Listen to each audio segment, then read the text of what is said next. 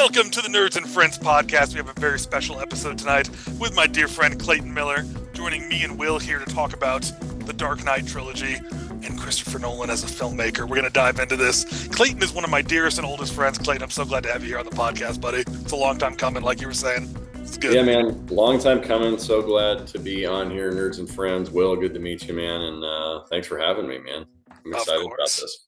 Of course. Well, one thing I was concerned about in discussing the Dark Knight trilogy was that it would have been, I thought maybe it'd be cool to, like, as we're discussing a certain scene, cut to that scene and the quagmire of copyright law. But then I was like, well, I can just have Clayton impersonate the scene directly and we're clear because Clayton can do all the voices. So we're covered. We're good.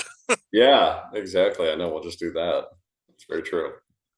So I guess the first thing, the elephant in the room I want to address jumping in is that I have been somewhat vocal on social media being not a fan of The Dark Knight, much to many people's chagrin.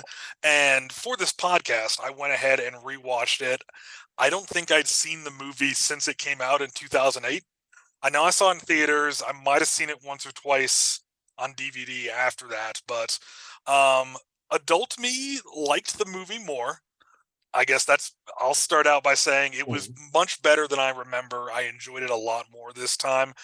I still think it's a little overrated based on the kind of massive love of the film, but it was a lot better than I remembered. So I think for multiple reasons, high school me could not appreciate a lot of the nuance. And but yeah, for the viewers, Clayton, tell me how you feel about this movie, and then we'll jump over to Will and we'll just discuss from there. Yeah, that's fair. Like, kind of what started this, like, Josh was texting with my brother and I, we were talking about, and this is not the first time that Josh and I have talked about Christopher Nolan's Batman movies. And Josh and I, we love movies. I mean, a lot of people love movies, but we love to discuss movies. We actually, I mean, we're such good friends. We actually don't agree a lot on movies. I know, and that speaks to the friendship, is that we can disagree on movies and still be friends, because we're both pretty passionate about the movies.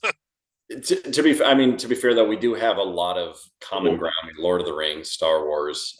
There might be some things like within those movies that we don't agree on, but at the core, there are some big ones that we hit on. We started talking about the Batman movies. I already know, Josh's overall feelings about the Dark Knight trilogy. I did, for this, want to go back and revisit, especially like Batman Begins. I watched all of that one. How was that? How was your because that came out in 2006? Yeah, it was like 2005 or 2006. I remember the year because it was right before Brandon and I saw it in theaters, right? Because he went off to college, and that was like one of the things we did. We watched that in theaters like right before he started college. Something that stuck out. So yeah, man. I mean, I already loved Batman Begins, but I don't know. Watching it again, it's been a couple of years since I'd seen that one. And Batman Begins it's as good. If you were to say like, oh, Batman Begins is better than Dark Knight, I'd be like, yeah, I'm fine with that. Really? Because I've been saying that for years and people have not been happy with that. No, I'm totally fine with like saying that. I think I would probably give the edge to Dark Knight. And then, as you and I do agree on with this, is Dark Knight Rises. Today, Josh, I said I said I wasn't going to. Did you watch it? I didn't. I couldn't make it through all of it. It's 3 hours long? Yeah, dude, it's so stinking long. So I got through 40 minutes of it. That's all you could take. Yeah, I mean, it's just tough. So I guess in general, it's just like I love Christopher Nolan, and granted, we're not getting into like Christopher Nolan movies as a whole. I know that, and I'm not huge, as you know. Will, you don't know this. I'm not huge on superhero movies. I enjoy them, but I don't like geek out on superhero movies. You're not following the MCU much, I take it. No, I guess like the only thing I kind of geek out on mostly is like Lord of the Rings. But I guess if I were to like say like, of all like the comic books or superheroes, like Batman would be the one I'm like, yeah, I like that one the most first. So I'm like, yeah, in my mind, and take this for what it's worth. Because again, I'm not a huge Marvel or even DC guy or whatever. I don't really claim anything like that. But as I was saying to you, that I think that Dark Knight is the greatest superhero movie that has been released, at least in our lifetime. I mean, probably of all time. I mean, in our lifetime, it's, uh, I mean, that's kind of been the height of superhero Yeah, movies, I was but gonna say that the superhero movies before our lifetime are really not worth mentioning. yeah. You know, Mm-hmm. well, So yeah, that is I a mean, so that must be a huge letdown though to have Batman Begins and The Dark Knight be these top tier superhero movies for you, and then to get the mess that is The Dark Knight Rises. yeah, and we can. I mean, we could go into more. I want letting you take the lead here of like how you want to do it. We can go into more of like why I don't like The Dark Knight Rises. Will, I definitely want to hear like your thoughts on these movies too. But yeah, Dark Knight Rises was it was just it was too long, and yeah, it was Well, here's not what a I Yeah, big. think we're well, gonna do. We're gonna hear Will's take on the overall, Okay, and then I want to go movie by movie in sequence. We'll start with Batman Begins and work our okay, way up. So sounds good. all right. Well, I'm really glad to hear that you're okay with being around people who you thoroughly disagree with about movies, because I do not care for Christopher Nolan movies at all, Okay, and which this surprised I me don't. also, Clayton. Yeah, and I okay, don't think that Batman trilogy. It's not even like top 10 superhero movies. It's not okay. even for. I don't even think the trilogy as a whole is particularly good. Well, I mean, I agree because, like, I mean, the trilogy as a whole, Dark Knight Rises just really brings it down. But yeah, I Yeah, go ahead, continue.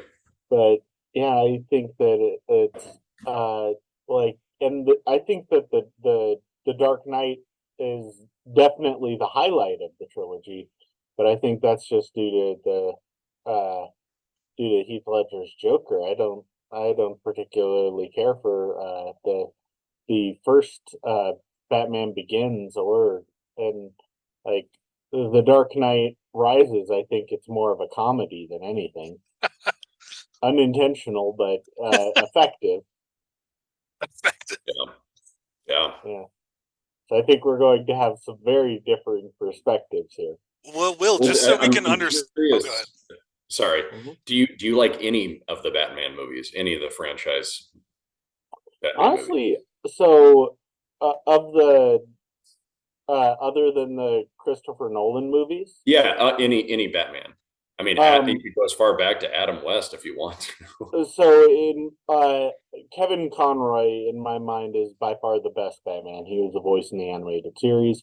Right. Um, and I think that is by far peak Batman. So if we're talking like actual like movies, a lot of those who is that? Is that Paul Dini who is the showrunner for the Batman animated show? I don't remember off the top of my head. Hmm. I'm doing this I don't all know off the at all top of off my the top head, of my so if I get head. some facts wrong, please forgive The me, internet internet. will correct us Actually, kindly and yes. constructively. Will, don't worry. Actually, don't forgive me, internet. Go on YouTube and Twitter and leave lots of comments about everything I'm wrong about. Make sure you leave the hashtag Nerds and Friends. Yes. Well, But Will, yeah, so you've he's told us your favorite Batman. What's your favorite superhero movie ever? Just for context, I want to. There you go. of the live action superhero movies. Honestly, probably the new Doctor Strange with the Multiverse of Madness, That's an which unpopular opinion too. I know it's an That's in my unpopular top opinion, five and favorite it's MCU movies, but people really don't yeah, like that movie. It's very yeah, surprising to me. and I can understand with like all of the America Chavez parts. Like I she's thought she was not a the great best. character. I thought she Yeah, was great. I think that the character was fine.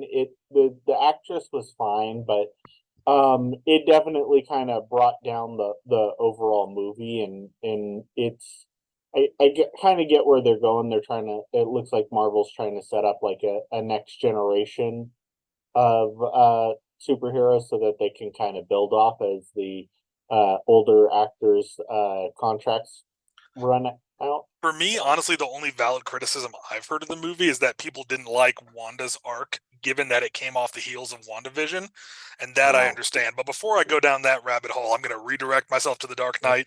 Will, you are glitching again Yeah, I like noticed last that. time. Let me know if we need to let you restart your webcam real quick or something. Hmm.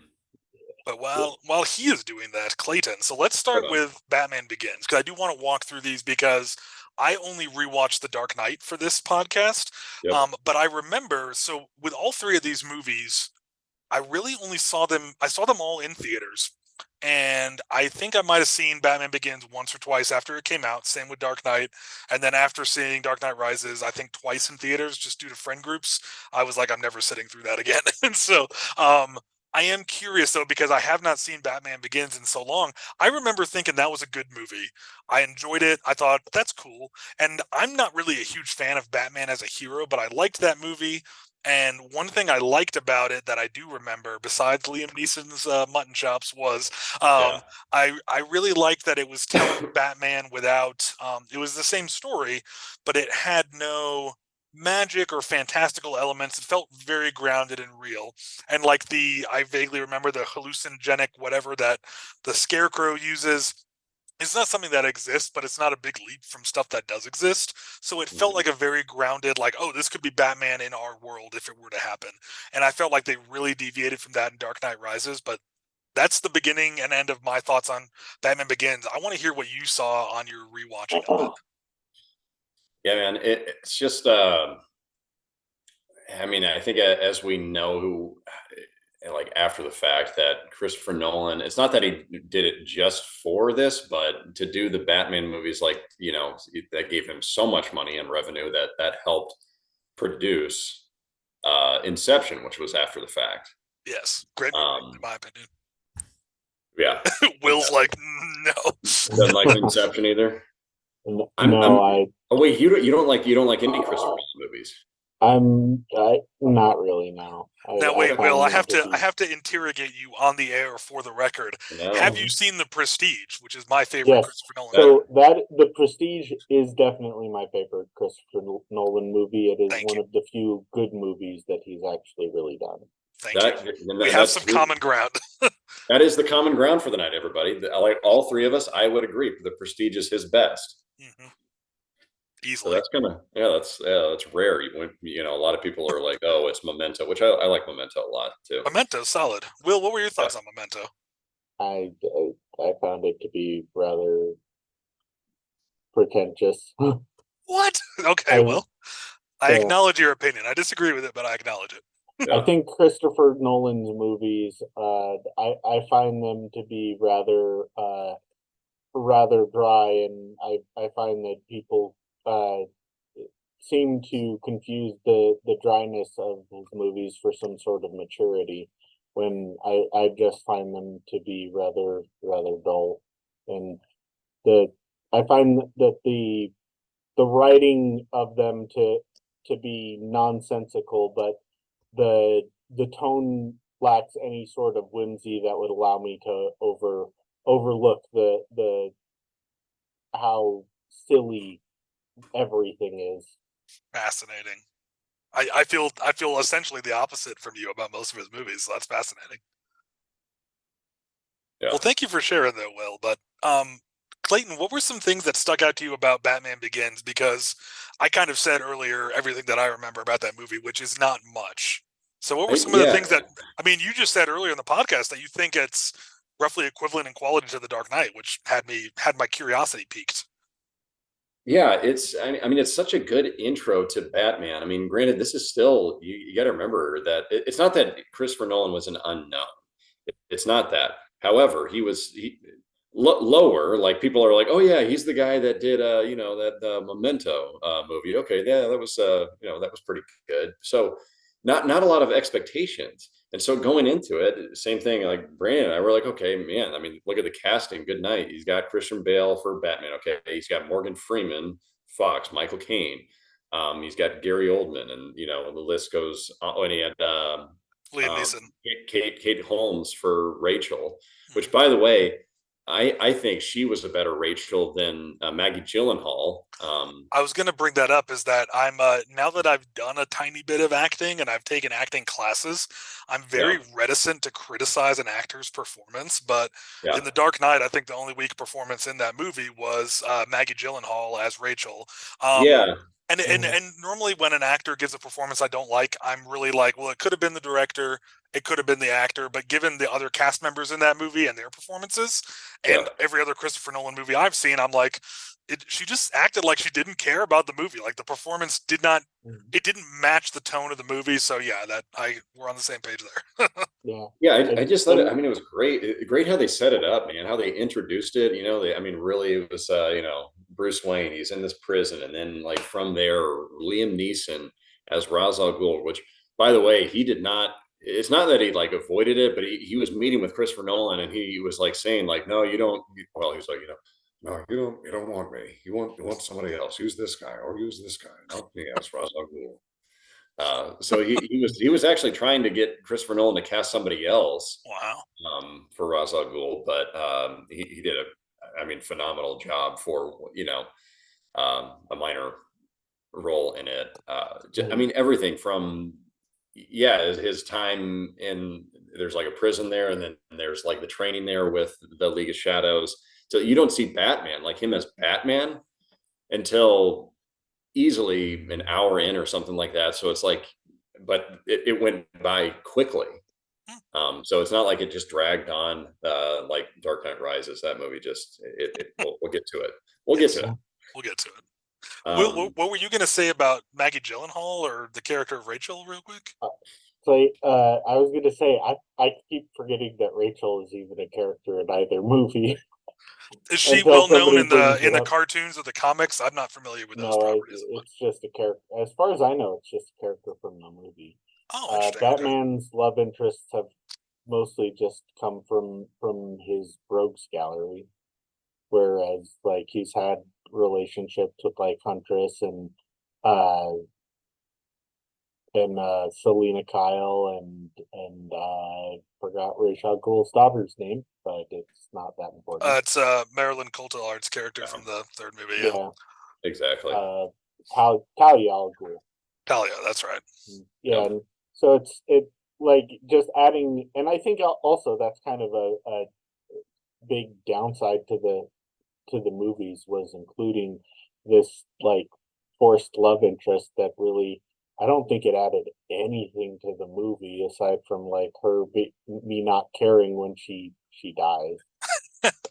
Well, that's a good transition point into the Dark Knight because that is one thing is that I felt like again I'm remembering a decade and a half into the past, but I remember that Christian Bale's Bruce Wayne and Katie Holmes' Rachel had chemistry in the first movie, Yeah, and then I felt like that was gone in the second movie. But absolutely. um, in Dark Knight, let me pull up my notes real quick here because I had thoughts, and I guess first off, let me get the thing out of the way that I've been saying for a long time, which is that I didn't love Heath Ledger's performance as the Joker. Because I felt that way where a lot of people really resonated with his performance and that character, and I did Mhm. not. So I kind of leaned into the fact that I was being a cool nonconformist back in the day. But now after watching it, first off, I think that the performance is excellent. The character, I found him interesting to a point, but I guess one of the things is that after rewatching the movie as an adult, I realized I really don't like Batman as a hero, as a character. Mhm. And the Joker, I like that he's kind of this wild card and doesn't have, I mean, he has an agenda and that agenda is chaos. Um, Mhm. but he's so, he feels very one-sided and unrealistic. Like I like villains that are more where I can relate to them and I'm like, oh, I see where you're coming from, but I disagree with it. Ah, whereas with the Joker, I'm like, oh, this is fascinating to see the performance, but he's a threat. And so like every time Batman didn't kill him, I was like, all right, Mhm. like it alienated me as a viewer a little bit towards the end, but the performance was excellent. So that's kind of my feelings on the Joker is that I don't find him a super compelling villain. Really the only time I've felt compelled to him, I think it's the Joker, Will, correct me if I'm wrong, in a comic, not in any of the movies, where he has a line to Batman saying like, you're one bad day away from becoming me. And I was like, oh, that's a cool Mhm. concept. Yeah, that's from The Killing Joke. Yeah, but otherwise, besides that one instance, I haven't really been into the Joker as a villain. I thought Harvey Dent was a much more fascinating character, and so it bothered me. In the past, it bothered me that the focus was on the Joker and not Harvey Dent, but upon rewatching as an adult, I see how they were kind of all three of those two characters and Batman were kind of doing a dance around morality in that movie, which so I appreciated The Dark Knight a lot more as an adult. But Well, Clayton, what was that your quote favorite? that quote is just like the trailer. They have like one of the trailers was the Joker, and I'll just quote a bit of it. He's like, "You've changed things forever. There's no going back. You see, to them, you're just a freak, like me. Yeah. So like your quote. What were you going to ask though? I was gonna say, what is the thing that you love the most about The Dark Knight as a movie? I really did like Heath Ledger as the Joker. And I know that's a popular opinion, but A valid one, I think now. what I don't like about the whole narrative though is that people, I mean, take it for what it is. People, I don't like the narrative that absolutely this role led him to his death. I just don't. Maybe, I but don't. we don't know for sure. That's And actually a great thing to deviate from the Batman movies and talk about real Mhm. quick. Is that I've actually talked to some of my acting teachers about that, and mhm, I guess I won't name drop on this podcast, but I've talked to some fairly big actors about what they think about method acting. And they yeah, think that people who are method actors, they're either conflating that narrative for the public to think they're method actors and therefore get into it as audience, yeah, or they're douchebags and no one else likes working with them. Because, actually, one of my acting teachers talked to Gary Oldman about this in real life and said, "What do you think about method actors?" And Gary Oldman said, "That's not a thing." He said, if anyone needed to be method to really give a performance, they'd never be able to get famous in the first place. Because if you're a newcomer in the industry and you're like, I need you to build me a log cabin so I can play Lincoln, they're going to be like, get the hell off my set, you crazy person. So they were like, that's not true. They're like, and anyone who does get famous and then says, oh, I need to be fully method, I need you to do this for me to give a good performance, they're milking it for publicity. And so, and then Gary Oldman, according to my acting teacher, told him that Heath Ledger, as soon as the cameras stopped yelling action, he would drop the Joker character and talk to crew. I've seen other interviews with other actors from the movie who have said that too. They said that, he put a lot of research into the role and did a lot of yeah, work, which a good actor does, but yeah, they said in between takes it wasn't him, and all real evidence points to an accidental overdose, which is very tragic. But I think yeah. that some people involved in the production, which I kind of get but also think is kind of icky, I think they kind of bolstered that narrative of, oh, he got so dark for that role because it really skyrocketed the box office Mhm. for that movie. It really did. I'm glad you shed some light on that. So that's Yep. really good to hear. Yep. Mentioned Gary Oldman, and we'll get back to like what I liked about The Dark Knight more. But Gary Oldman's one of the few famous people I actually talked to face to Oh, face. that's right. Yeah, that's right. It was in Glendale Galleria, and I'm sitting there. I'm sitting there with Tegan, and I just like look over at the candy shop, and there's Gary Oldman shopping for some chocolate. So I'm like, oh my gosh, there's Gary Oldman, and Tegan's like, well, you should go talk to him. I was like, it's one of those don't meet your heroes or whatever like that. Which Gary Oldman isn't my hero. However, there are plenty of movies that I Mhm. like Gary Oldman in. So I was like, Phenomenal actor. Yeah, yeah. So I absolutely. I wait a minute. I was like, all right, nobody's bothering him. I'll just go up really quick. And so I do. I didn't want to. I didn't want to draw a bunch of attention. I didn't want to bother him really too much. I just, and he was very focused on what On that chocolate he was chocolate, getting. studying. Maybe he was prepping for a role. We don't know. I know, and I can't remember, yeah, maybe, He's just sitting there in character, yeah, He was right, doing an scratching for off-Broadway chocolate. play about Willy Wonka that we never heard about. You never know. and yeah, right, and I kind of went up to him, and I didn't even wait for him to turn. I just said, I think I said Mr. Oldman, which is funny. It makes me sound like a child, I'm like, Mr. Oldman. I think I said Mr. Oldman, or I don't think I said sir, but I You said, didn't say, "Hey Gary, hey Gare Bear." yeah, hey, Garrett. Yeah, and I said I did. I said I just wanted to let you know I thought you were amazing in Tinker Tailor Soldier Spy. That's all. And then I like, and he just like kind of slowly turned and looked at me and he said, "Thank you, thank you."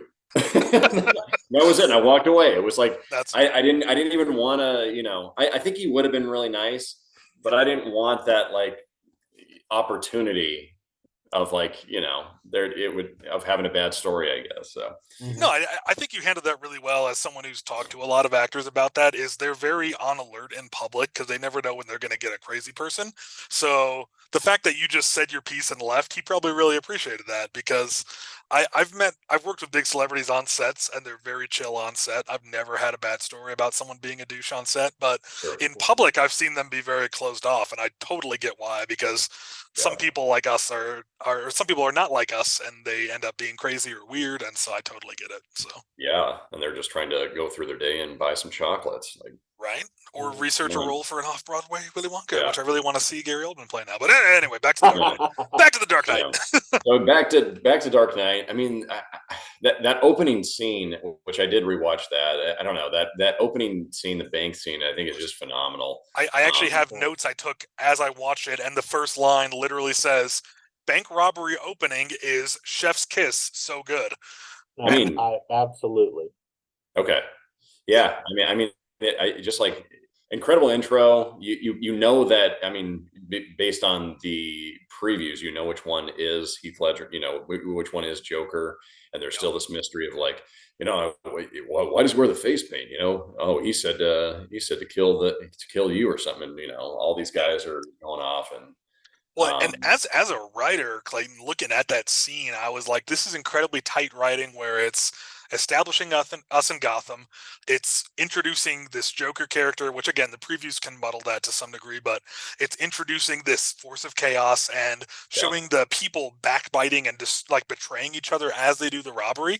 It builds tension and gives you a lot of information about who the Joker is very, very quickly.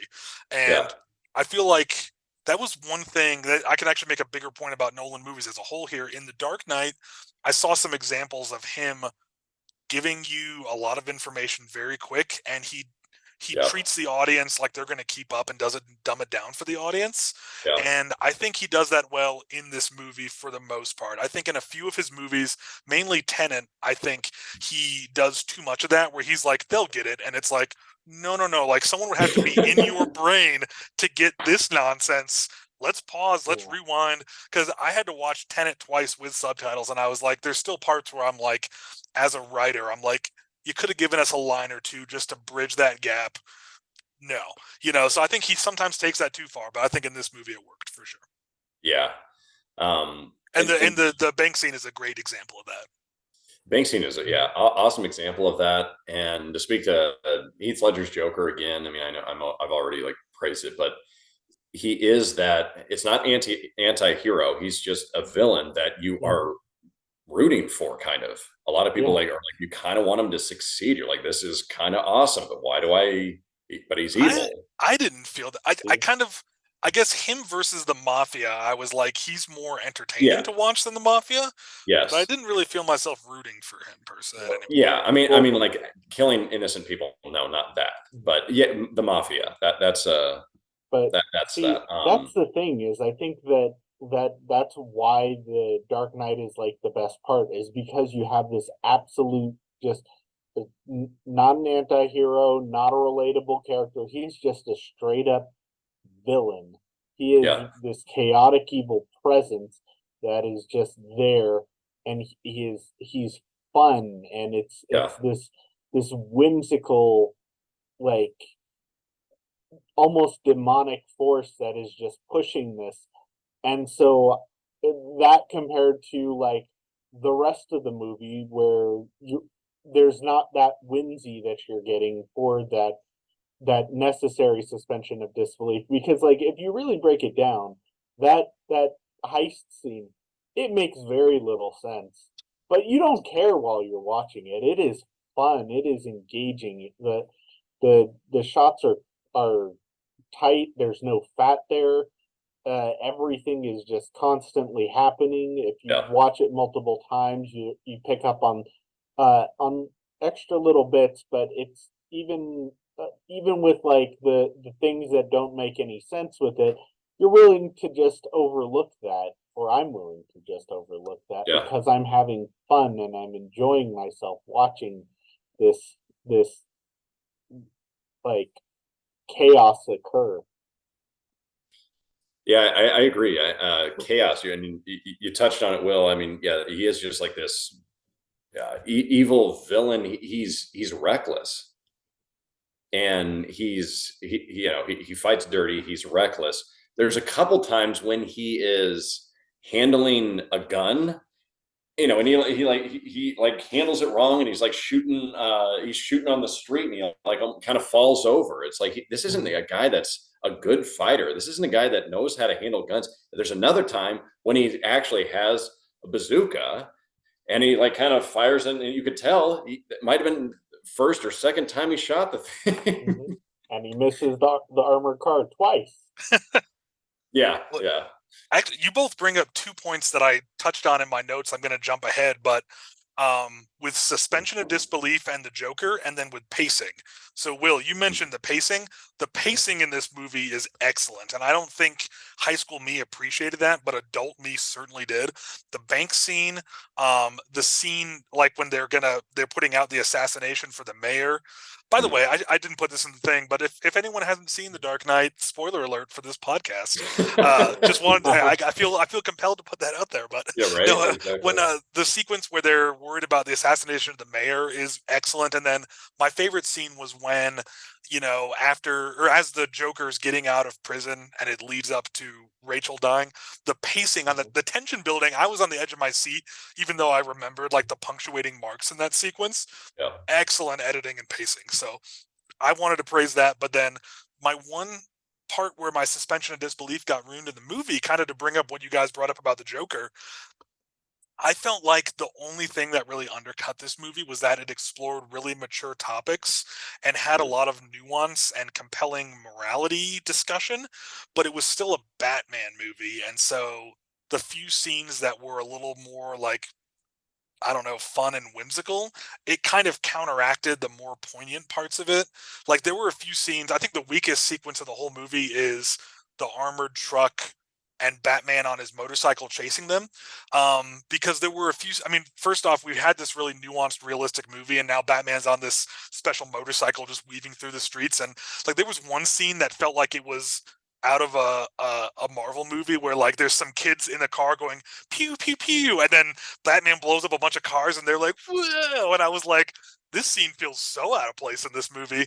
And then also when he's going to chase after them, he like fires the guns on the motorcycle into a glass door to go through the subway. And I was like, oh yeah, those bullets wouldn't hit anyone. Like it felt really stupid and dumbed down. So, but the Joker, I'm digressing. I didn't like that scene, but the Joker, he talks about how he never plans things and how he's not a schemer like the others.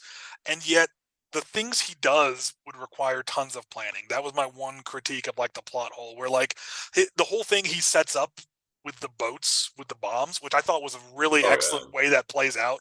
I love how the people end up not hurting each other. That was a really cool thing. But like, okay, he sets up bombs, he puts the detonators on, he cuts the comms. Like, I'm like, okay, he would have had to have a lot of people following him. And if he's out there burning money and being an agent of chaos, like there's no way he's going to have the infrastructure to pull off these elaborate schemes. So either he's lying to Batman about being a schemer or he's able to just do crazy things. That part kind of fell apart for me. Well, there's a lot of planning also. I agree. There's a ton of planning also when he plans on getting caught. He wanted to get caught. And you got to, I mean, that scene when the Batman is weaving through the semi and then the semi flips over. It's like, well, I mean, that's a cool stunt and a cool sound effect. Good night. That kind of stunt is just like, that's just fun. I don't know. But yeah, the fact that Batman didn't, I mean, that face off was cool, but like when the Joker has that Tommy gun and he's shooting at cars, I mean, those cars are driving and then they swerve off. I assume that he shot the drivers and killed them potentially. Right. The fact that Batman didn't run him over with his bike and let that mayhem continue, I'm like, Batman, you're a bad superhero. Like, I don't know. Yeah. So. And I mean, that's kind of a running theme with Batman being a bad superhero in like the comics. And in fact, there's a whole big Red Hood plot line about What's that Red Hood? in uh Red Hood is oh, what's his name? Not Tim Drake, other one. Jason Todd, the Jason Todd Robin who Oh, okay. gets brought back from the dead after the Joker kills him in the comics. Long Interesting. story. Long Um, sounds like it. yeah. And then he is basically this anti-hero now in the comics, and like it part of that the the plot line that with the Red Hood comics is like him being upset with Batman over not killing anyone, whereas Wow. like there's all these super dangerous criminals that Batman won't kill because Batman doesn't kill people, even though like you said, he's firing guns openly, he's exploding things, he's driving through walls over cars. Like in the movie, he's killed like dozens, if not Hundreds. hundreds of Yeah. people. And like it kind of works if your head canon like mine is that it's not that Batman doesn't kill people, it's that he tells himself he doesn't kill people.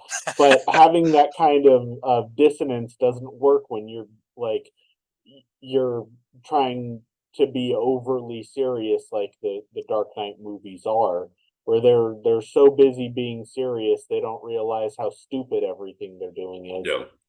Yeah. And like I can't like, and I agree, I think that that's a huge like I can't suspend that disbelief there on the Batman side compared to the Joker side, where you have this whimsical fantastical character, and like he can do anything. I'm willing to accept it. That guy is like out of out of his mind, or Oh, like psychotic or sociopathic or whatever else you want to throw out there. I'm willing to accept that agent of chaos is willing to do it. it's But true. then like Batman's uh like convenient morality that only seems to come up when it's plot necessary. Which, keep in mind, in this movie, I did keep a count. Batman kills 0 people, but he does kill 3 dogs. People don't want to talk about that, do they? Oh, is that in the? The Joker sicks 3 of the mafia guys' dogs on him, and Batman throws them down an elevator shaft. I wrote it down. I was like, "Oh, Oh, Batman just killed 3 dogs. Cool." I was thinking of the opening scene, or it's not the opening scene, but like the first scene you see him like in the parking garage against those other guys. It's those same dogs. But Same he doesn't dog. kill any of them. But he does when the Joker sicks them on him. That's But right. Like the um, Rottweilers. That's right. When but he that does give he us drives Batman's through the best wall line, and if Clayton would like to say it. Yes, it's very cheesy, but he's just like, yeah, the imitating, the imitating Batman guys. Batman's like, I better What's not see you out here again. And then, what's the the difference guy's, between us and you? I'm not wearing hockey pads. Christian Bale's delivery was so bad it was good. I it's so love that. it's so cheesy, but I love it. It's I great. would not. I love it. It's just so like, what did he just say?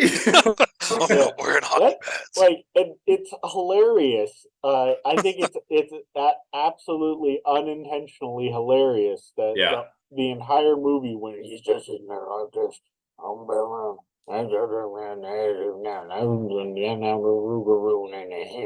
his voice and whatnot. Yeah, Yeah. I do prefer yeah. it though, because when he's playing Bruce Wayne, and this is, I mean, Christian Bale plays it fine, but like I Bruce Wayne's an asshole.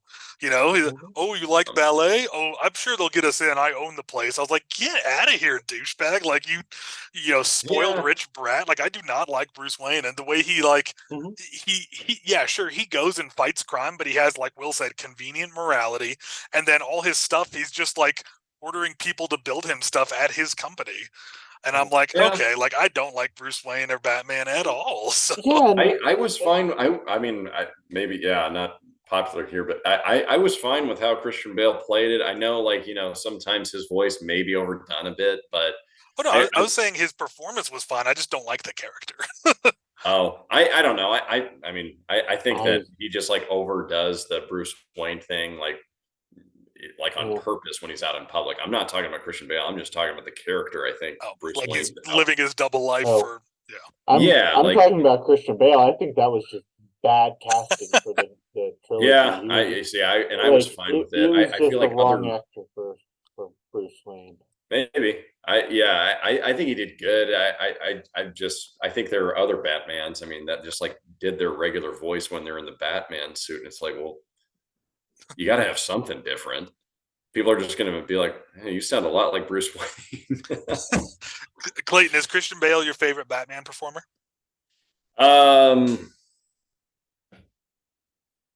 Yeah, probably. Yeah.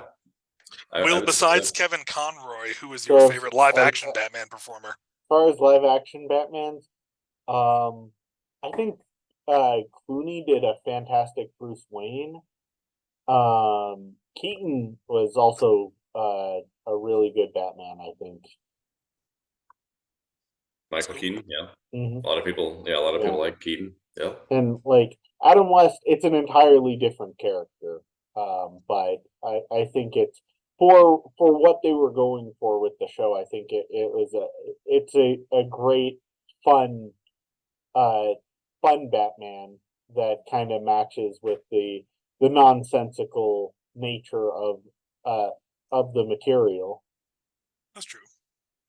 But well, I'd like to pivot. I liked what's the most recent Batman movie? Robert Pattinson. I haven't seen. Yeah, Robert Pattinson did a good job as Batman. That was pretty cool. I was gonna see that, but again, I don't really like Batman as a character. And then I saw that it was 3.5 hours long, and I was like, I can't. I'm sorry. Yeah, I haven't worked myself up to actually seeing that one yet. You haven't seen that one yet? No. Yeah. Before we move on to The Dark Knight Rises, because I would like to hear Clayton's thoughts on that one. My last thing about The Dark Knight was, I do love that line where Batman says to the Joker, like when he realizes the boats aren't going to blow up, and he says, "What were you trying to prove? That we're all as ugly as you are?" I was like, "Oh, that's okay. That's a cool like sentiment, you know." But I think the most interesting character in my perspective was Harvey Dent, because the opening couple scenes where you see him in the courtroom, like he's very much this paragon badass, like very straight shooter, like I'm gonna go by the letter of the law and like I'm gonna get justice. And then like you see that he is those things, but he also has a dangerous like crusader side to him, and it ends up being his undoing when things don't go his way. So I thought he was a really nuanced, multifaceted character, and I really like Aaron Eckhart's portrayal of him, and how they handled that character. What are your guys' thoughts on that character in this movie? I'm exactly opposite. I really hated like how they did Two-Face. Really, because I think like again like Two-Face, he's a nonsense character. and see, I went in knowing nothing about the character in canon. Yeah, well, I think a lot of the Batman, like Batman's entire universe is like inherently silly, and like a lot of DC characters are just the whole DC universe is inherently very silly, and I think that's really what inspired a lot of like in the 80s and 90s that kind of pushback against the silliness to try to go into this very dark and gritty interesting realism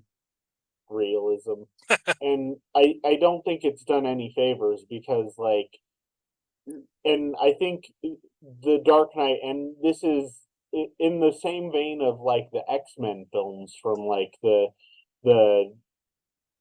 what was that 2000, and Batman, the Batman Dark Knight trilogy is right in there with it, where it's just needlessly dark and gritty and forgets how stupid everything that they're talking about is. And so you have like Harvey Dent, and he is like definitely like coded anti-villain in the beginning, where they're trying to like push this, oh, I'm this like overly good guy, and I'm always trying to do the right thing, and then trying to lead into that turn into like proving the point of the Joker from The Killing Joke, that just one bad day is enough to turn everyone evil. But like the point of The Killing Joke is that the Joker was wrong about that quote. Oh, really? When he said that, is that he tried to he tried to push that narrative, and in the end, he ends up being wrong about one bad day being able to turn Commissioner Gordon into this villain Oh, character. interesting. Okay. And Well, like, I do like in this movie though that it kind of was saying like if someone's acting like they're this paragon of justice and they always do what's right, maybe they're not. Maybe they're lying. And I like how this Harvey Dent was like he was on a very like once you get to know him more, you're like, oh, he's barely sane. Like as soon as he gets pushed over the edge, he's flipping coins to decide whether or not to shoot people. And I was like, oh, he was unhinged this whole time, but he kind of came off as having it together and being this respectable DA, and he wasn't. I liked that nuance, but I could see how if you wanted something mhm. from the comics to be more zany, that would be disappointing. So Well, it's not even about being zany or being comic accurate. It's that like the whole character, and even in like in the actual Dark Knight movie, he's silly. The whole thing is just it's fucking it's silly. It's like, oh, I'm this big respectable politician, but secretly I'm a little unhinged. And then the girl who nobody cares about dies.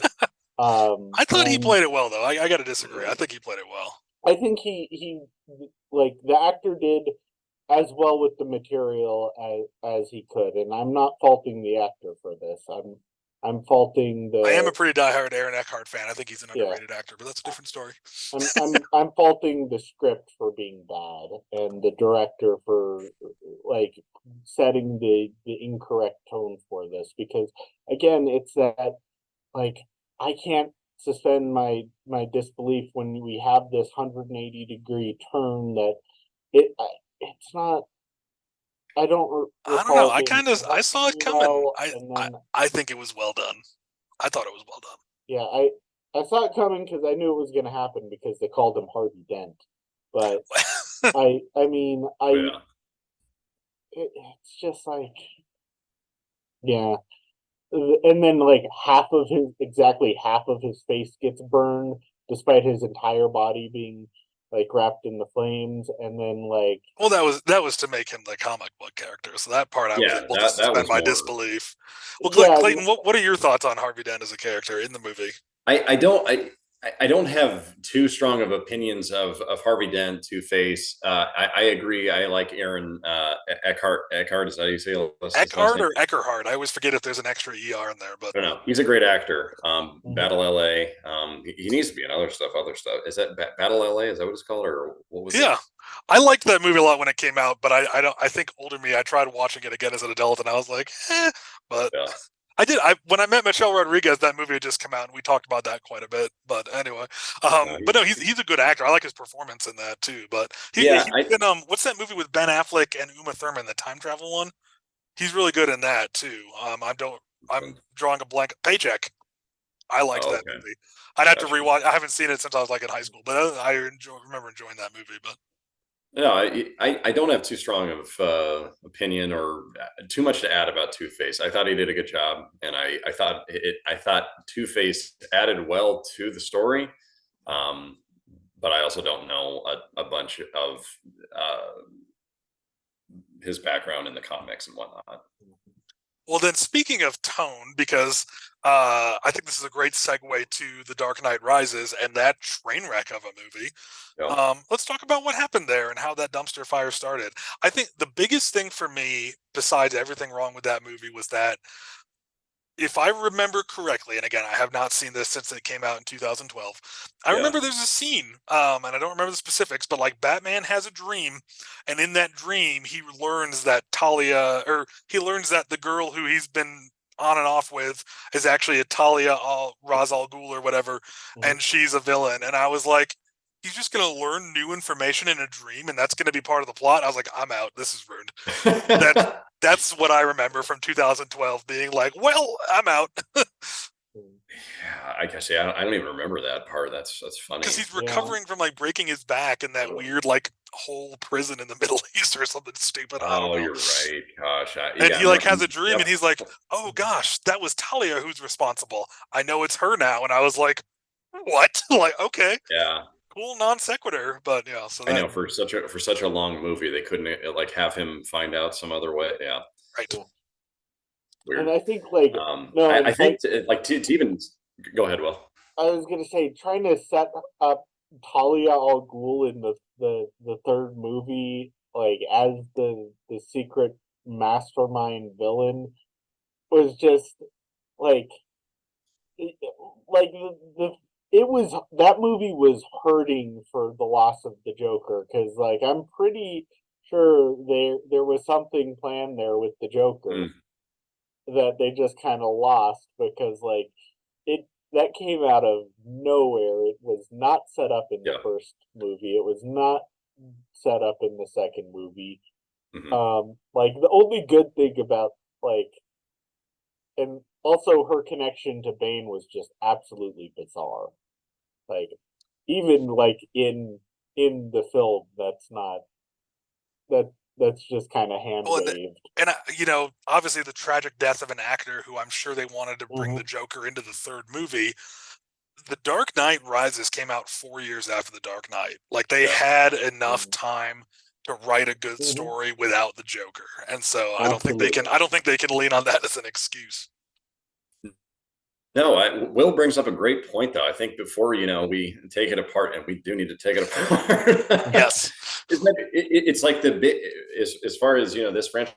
It's the biggest. What could have been because it's my Mm-hmm. understanding that Christopher Nolan and his brother, 'cause I think they write together. They had maybe not all, but a lot written for continuing the Joker. Right. Mm-hmm. So it's really a huge what if, what could have been. Yeah, he might have added Bane, but it's really too bad. Maybe we should talk about, if anything, what did we like about Dark Knight Rises, if anything? I don't remember liking anything about it. Okay, I loved Bane, honestly. Yeah. you like Bane? Every time he is on screen, like Tom Hardy stole every second of that. Even like the silly voice was probably it's the best part of the movie. And like they brought that back in the new Harley Quinn show that's on I think it's on It's on HBO. HBO Max Yeah. or Yeah. just Max now. And they kept the ridiculous voice with it, and I absolutely love it. So It's do you that like it just for like comedy's sake, not it because is like, oh, that's so awesome? well, yeah, it is. It's fucking it's hilarious in the most awesome way, and to have this like Bane's like big power is just this ominous like ridiculously strong Yeah. pile of muscles that's just gonna crush you. And like I kind of I get that like having the mask without the luchador inspiration there and his Mexican accent, it was a real turn, and it's like the character like the face mask doesn't really make sense without that part, but nothing in the movie made sense. And so like that's the kind of whimsy where I'm willing to forgive something stupid because it's like that plane the plane hijacking in the beginning making I mean it's stupid, it makes no sense, but it's Can fun you and I remind will me of the context of that? Like, how did that play into anything in the movie? it doesn't I, I honestly I could not tell you aside from like Wasn't Littlefinger from information Game of sharing. Thrones in that scene? Yes, it was. That's all I remember about it. Yeah, his little finger, and like, why did they catch Bane, or what was going on there, or it doesn't matter. It was awesome. It was stupid. It was fun. Yeah, I mean, you're absolutely right because I watched that scene. It's like one of the first scenes, Mhm. and it doesn't make any sense exactly why, but it was almost like, okay, we did something awesome in Dark Knight. We need to match this. And Mhm. if you just go in and being like, okay, I'll just accept that this is where they had to be, and for some reason they're hijacking this and just kind of follow it dumbly, then you can kind of be like, this is kind of a cool stunt. But It does, yeah, no, it doesn't tie into the movie. It's No, like and it doesn't, and then the tone shift after that is just jarring because then it's like, yeah, we're in fantasy land here while we introduce this new uh element of chaos into the film, and then we're back to serious town, and we're going to pretend that we've been serious this whole yeah. time. Well, yeah, and it's so funny in that scene. He like says, "All right, let's see if this guy's going to talk," and then he like holds them, Yeah. out the plane. They've got hoods over them, and then he like shoots, out the window, and then let's see if the next guy talks, and then Bane's like, "Well, perhaps," his weird voice. "Well, perhaps he's wondering why you'd shoot a man before throwing him out of a plane." It's like, oh gosh, and Mhm. just speaking of Tom Hardy, I like him in certain things. I did Mhm. not, I didn't care for his Bane. I guess mostly because of the voice, man. I can't get Yeah, over the voice. I know, Will, you liked it because it's funny, and it is. It's maybe if hilarious. I look at it like that, I could just enjoy it that way. But I'm like, Yeah, phew, man, but Clayton, see, was that. there I anything you liked about The Dark Knight Rises? I mean, it's like I still liked certain characters. I still liked Christian Bale. I still liked Morgan Freeman, Michael Caine as oh gosh, what's his Why am Michael I Caine, drawing a blank now on his butler also? the butler, Alfred. Alfred. Wow, Alfred. yeah, Oh, Alfred. I mean, they're still like solid. I'm like thinking of like casting choices. Anne Hathaway as Catwoman. I'm not saying it's like the best. I was like okay with it. yeah. Um, and I then think like every yeah, introducing Joseph Gordon-Levitt as Robin. yeah, that was bad. Yeah, I mean, That I whole don't know the plot right line way to do was it. bad. Yeah, I mean, I don't know the I right think way the to do plot line it. was done bad, yeah, but well, I think now actually thinking about it is that I the one thing I know that people are starting to get burnt out on the MCU with kind of quality over quantity, and like the last couple of MCU movies I haven't been a huge fan of, but one Yeah, thing I do love about the MCU, besides for some reason I love crossovers. I don't know why that gets me so excited, but I do like that there's lots of they're not constrained to this old idea of, oh, you're going to have a trilogy for this superhero, because I feel like the Dark Knight trilogy as well as like the Sam Raimi Spider-Man trilogy, the fact that they ended those with 3 films, I feel like in both trilogies they ended up shoehorning every villain they wanted to explore into the third movie. And I mean, yeah, I like Spider-Man 3 more than most people do, but Mhm. having like Venom, having the Sandman, having Mhm. Hobgoblin, like it was too much in Yeah. one movie. Whereas yeah, the second movie with Doc Ock is one of my favorite superhero movies, Mhm. yeah. Spider-Man No, 2. I agree. I think And I Spider-Man think this 2 one, is honestly, as far as like actual just the quality of the film, Spider-Man 2 is probably like the best quality superhero movie that has ever been made. I think I would say that too. Like I have some MCU movies that I've really liked, and there have been a couple of the newer DC movies that I like. Very few, really, just Birds of Prey and the second Suicide Squad, and then the first Wonder Woman. I like those three. But You like the to- Thor movies too, don't you? I love the Thor movie. Yeah, I've been a big MCU fan. Mhm. Really, the last two. I wasn't a fan of Guardians of the Galaxy 3, and I wasn't a fan of Ant-Man and the Wasp: Quantumania. Um, Mhm. Everything else they've put out, I've been a fan of because I feel like pretty much Mhm. everything in the MCU is like a solid 6.5 out of 10, and I'm here for it. And it's fun, and Mhm. I'm not there for anything super poignant, but I like it. And then I've very much enjoyed Infinity War and Doctor Strange 2. I thought Mhm. those were excellent. And then everything else is, like I said, a nice 6.5 that I can just rely on. And then I really didn't care for just the last two MCU movies. Yeah. But if I had to pick a favorite superhero movie, I would have to say Spider-Man 2. It is my favorite. Nice. Okay. I Yes. wouldn't yeah, I wouldn't say it's my favorite, but I think it's probably one of the best. But I do think that in Dark Knight Rises, I mean, between Bane and Joseph Gordon-Levitt as Robin or whatever, Yeah. and then Talia al Ghul, and they brought back Scarecrow, it was too much in one Mhm. movie. And I think this would have been better if they had 2 or 3 movies after the Dark Knight to kind of really give the arc they wanted. It was I just so see drawn out, and like I yeah, mean the I whole like prison scene down in the like caves or whatever, and like Oh, that was so boring. I it was remember so not drawn liking out, it. and you're like supposed to get on board with like these other prisoners that are like cheering him on to make it to these leaps, and it's just exhausting. You're like, I'm over this. I don't. It's not even fun. I don't know. Yeah. No, see, I agree. I think, and that's the big downfall of the trilogy as a whole. It's not fun. The Yeah. bits of fun that you see in there are, I think, what ends up being really compelling. Like, I think that's why the Joker feels so compelling, is that it's fun. Mm. When you have like, that's why I enjoy, like, and I mean, like I said, I think it's an unintentional comedy, but I think that The Dark Knight Rises is hilarious, at least Yeah. when it's fun. Like when you're whenever Bane is on screen, we're having fun here. Whenever it's like We have fun. We yeah, have fun. whenever Bane's not on screen, it's like I'm just counting the many minutes until we get Yeah. something actually interesting happening again. Yeah. No, that's fair. I agree.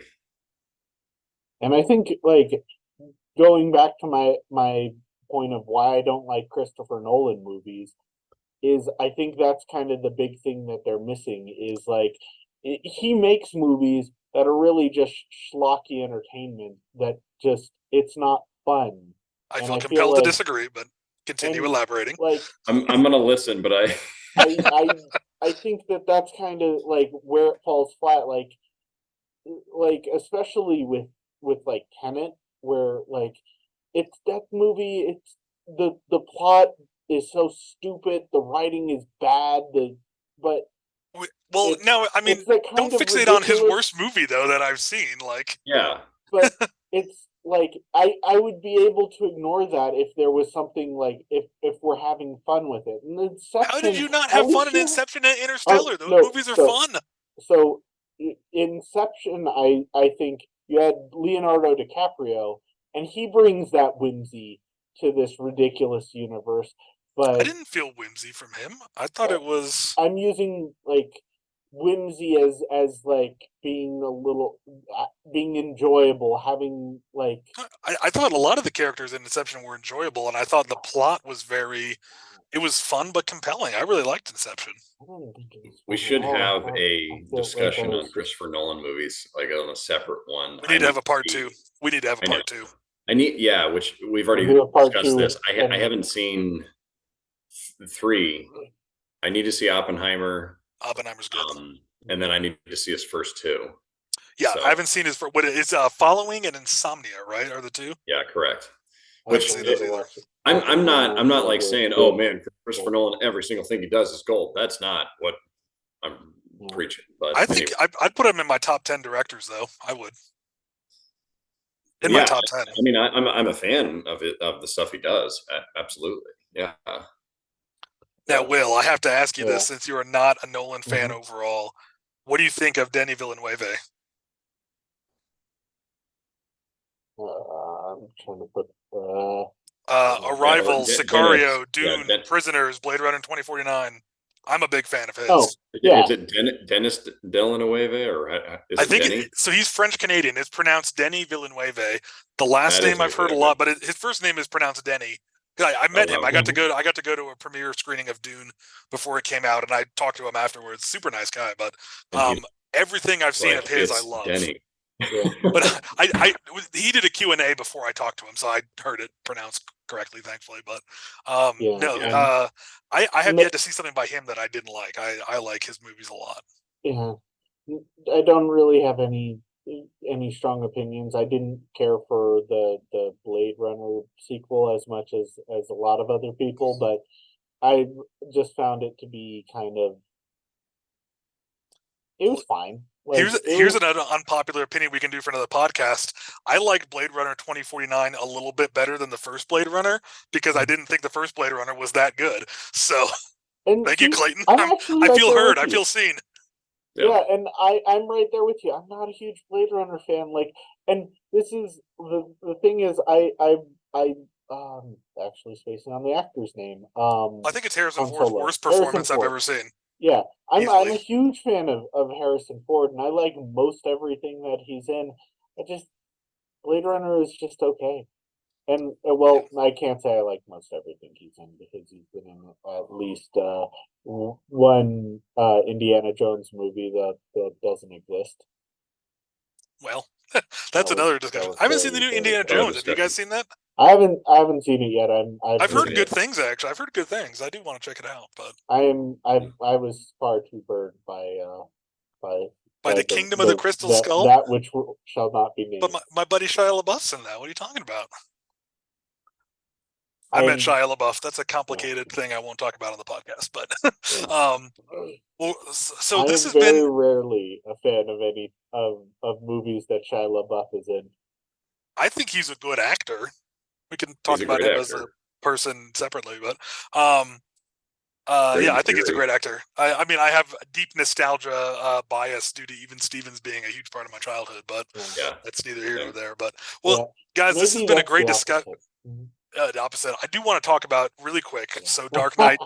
No, we just got to rank our trilogy to cap it off. I think this has been a great discussion. For me, again, I watched The Dark Knight recently, and it's been a while. I would say Dark Knight. My thing has shifted. Before this podcast, I would have said Batman Begins was the best because I remember being like, okay, and then not caring for Dark Knight or Dark Knight Rises. My thing has shifted. I now say The Dark Knight is the best of the trilogy, followed by Batman Begins, and then Dark Knight Rises at the bottom. Clayton, what is your ranking of the three? You know, I'm going to say the same thing. I almost want to like be bold and say Batman Begins, but you could make them tied. There's no rules here. It's really stinking close. I don't know, man. Batman Begins is really awesome. So I need to rewatch it now because I did enjoy rewatching The Dark Knight. So, Will, what is your ranking? Liam Neeson is so good, dude. I kind of forgot how good he was in that. Yeah, and you notice it's always the villains that are the good parts in anything Batman, and like that's like you have the Joker, you have Ra's al Ghul, you have Harvey motherfucking Dent. But yeah, Harvey Dent. And so definitely my top one for sure, Dark Knight, and then it depends on like if I'm just talking about which is more enjoyable to watch, I would probably put Dark Knight Rises in second and Batman Begins in third. If I'm talking about like actual quality of the film, there's no contest. Like Dark Knight is a legitimately well put together piece of media, and Dark Knight Rises is just kind of scraping the bottom of the barrel so that this contract can end. I will say it is interesting that The Dark Knight, given its pacing, is so good. That is actually the only Christopher Nolan directed movie that is completely linear in terms of storytelling. It's the only movie he's ever done where there's no flashbacks, no flash forwards. It's just linear. Oh, that's interesting. I thought of one quick question to cap off our podcast because this has been so fun. Clayton, thank you for joining us. Will, great to talk with you as always. I thought of a fun, whimsical question for the end of our podcast. Let's go around and say, if you were going to be a crime-fighting vigilante and you had to have a superhero moniker, what animal man would you be? So Batman is Batman. Will, who would you be? Oh, go with the Raven. Ooh, Raven Man. I like it. Clayton, how about you? So you're saying like we're like creating? Oh, does it have to be, man? We're doing DC style. It's up to you guys. There are no rules here. I personally just like the Raven. It's kind of like Crow. Yeah. You're still thinking about Edgar Allan Poe from our podcast yesterday, right? Yeah. We had an actor on talk about a play he wrote and is starring in where he plays Edgar Allan Poe in the modern age. Very exciting stuff. So he was we've been thinking about that since yesterday. But So you're saying like not like a made up one? Oh yes. Instantly turn yourself into a superhero. Gosh, go with a tiger. Tiger Man. I like it. What voice would Tiger Man have, Clayton? Oh gosh, I'm just putting you on the spot now for fun. I'll have to think about that one. I'd want to be an owl. I'd want to be Owl Man. That'd be cool. There you go. Owl Man. Owl Man. I would run around just going whoo whoo, and I wouldn't actually fight any crime. I would probably make crime worse because people would be like, "Oh, we can get away with the crime now. Cool, okay." Just seeing stuff. What's the one from the Watchmen? Is that the owl? Oh, he does have like an owl helmet. The guy from the Conjuring movies playing yeah. I haven't seen Watchmen in forever. I wonder if that could be horrific if you have like the abilities of the owl, just look at somebody and then turn your head all the way around. Yeah, I'll just be like, "What are you doing? What'd you say?" Oh. Yeah, exactly. There you go. I love it. Well, this has been a delightful Nerds and Friends deep dive into the Dark Knight trilogy. Clayton, thank you for joining us despite the time zone difference. Appreciate you, brother. Will, this was awesome. Clayton, we got to have you back on again for sure. Absolutely. Do it up, guys. Thank you. That was awesome. Absolutely. All right, you guys have a good one. Tell us where we were wrong in the comments. Yes, internet, shred us. Be brutal, unforgiving, and make sure you use the hashtag Nerds and Friends podcast.